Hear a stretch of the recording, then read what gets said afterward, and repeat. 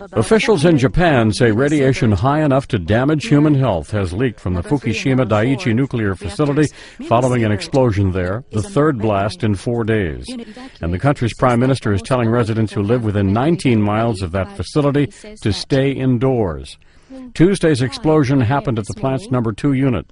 A top Japanese official says the fuel rods in all 3 of the operating reactors at the plant appear to be melting, and a 4th reactor at the facility has been hit by fire.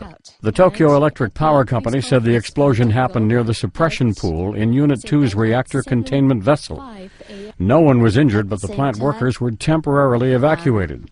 One U.S. nuclear scientist describes the situation as dire. This was an event that should have been anticipated, and the outcome indicates that the impact was not fully understood on these reactors, and therefore I would say it was a failure of Japan to treat its nuclear program with the level of care that it deserved.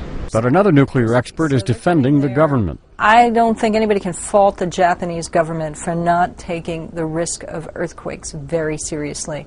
And in fact, what happened at these reactors was exactly what should have happened. They shut down.